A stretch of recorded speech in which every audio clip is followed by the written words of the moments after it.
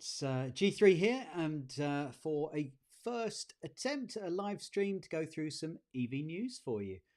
So apologies for the any slowness with getting things done, but I'm going to do a bit of screen share and take you through a few news articles rather than doing a pre-recorded one. I thought a live stream might be good, get used to how to work it and see how this Ecamm software is going to go. So let's start. I'll share my screen, and here we've got a few articles to go through. So first up, it's one from Clean Technica, and it's about the new UK laws to make charging an electric vehicle easier and quicker. So the laws have been passed very recently, and what it's saying here is that drivers will have access to transparent, easy to compare pricing information, simpler payment methods, and more reliable charge points, which obviously is fantastic news. Now, the regulations are going to ensure that the prices across charge points are transparent and easy to compare, and a large proportion of the new public charge points have contactless payment options with them. Now, the law came into place on the 24th of October 2023, or at least that's when it was passed or approved by MPs. Now, providers are going to be required to open up their data so drivers can easily find an available charge point that meets their needs. And they're also going to have to open up data for apps, online maps, and in-vehicle software. So it's going to make it easier for drivers to locate charge points, check charging speeds, and determine whether they're working and available for use. So that is absolutely fantastic. You should hopefully in the future easily see whether all charge points are in use at the moment and how they're doing. Now, it's saying the measures come in to force as the country reaches record levels of public charging infrastructure, numbers growing 42% year on year. Now, once the regulations come into force, drivers will also be able to contact free 24/7 helplines for any issues accessing charging on public roads. And charge point operators will also have to open up the charge point data, making it easier to find the available chargers, as I mentioned. James Court, CEO of Electric Vehicle Association England, said better reliability, clearer pricing, easier payments, plus the potentially game-changing opportunities of open data are all a major step forward for EV drivers and should make the UK one of the best places to charge in the world. Yeah, absolutely. Now, the government continues to support the rollout of charging infrastructure in local areas. Applications are currently open to local authorities in the first round of the £381 million Local EV Infrastructure Fund, which will deliver tens of thousands more charge points and transform the availability of chargers for drivers without off-street parking. So I think that is the end of all the information for that one. So yeah, absolutely fantastic. It seems to be a really good move forward, and obviously it's going to make charging a lot easier. Now, hold on, let me just zoom that out. Gone in a bit much. Yeah, so it's going to be really good at helping share information about availability of charge points and the like. So yeah, absolutely fantastic. And obviously it's great that they are also going to be bringing in the need for contactless payments on all charge points. So that will be a great step forward as well. Hopefully be able to remove some of the apps off my phone, which are a little bit much on occasion.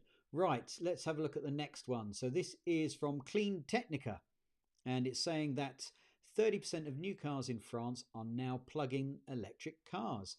So plug-in vehicles continue to rise in France. Last month's plug-in vehicle registrations ended at 45,883 units. Now this is from September, this data here. And that was divided between over 30,000 battery electric vehicles, about 20% share of the overall auto market, and about 15.5 plug-in hybrid electric vehicles, which was about 10% share of the auto market. Now, when we're looking at the top-selling vehicles in France, electric vehicles, Tesla Model Y was top of the list with just over 5,000, and the Peugeot 208 EV was in second place at just under 4,000 vehicles. The Dacia Spring in third place, 2,500, and the Fiat 500e at 2,300 approximately, and MG4 coming in at just under 2,000. So yeah, obviously Tesla Model Y, the big performer there, but good to see a good spread of other manufacturers there in France. So they're moving forward with the uptake of battery electric vehicles and plug-in hybrid electric vehicles. Now this one is from EcoWatch, and it's a solar-powered car completes a 620-mile test drive across North Africa. Now, this is the Stella Terra. We can see a photo of it there as it's going through its work in Morocco, driving through the sand. Now, they're saying here that the Stella Terra is the first off-road solar-powered car which recently completed a test drive of 620 miles across North Africa without recharging.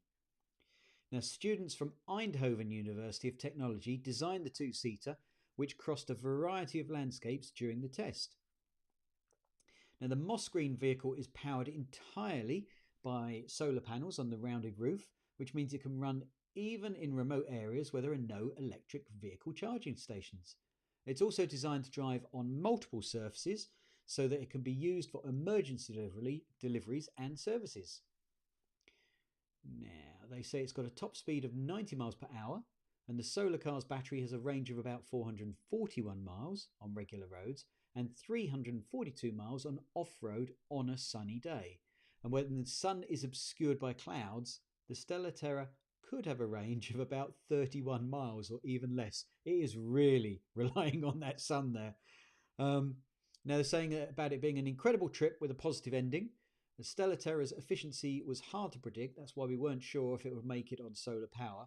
Now, during the ride, Stella Terra turned out to use 30% less energy than expected. And they're able to drive the entire trip on the sun's energy and did not depend on charging stations at all.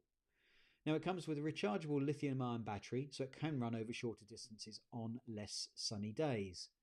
But the solar panels are the main thing for driving the power. And they had a 97% efficiency in turning absorbed sunlight through the photovoltaic cells into electrical charge.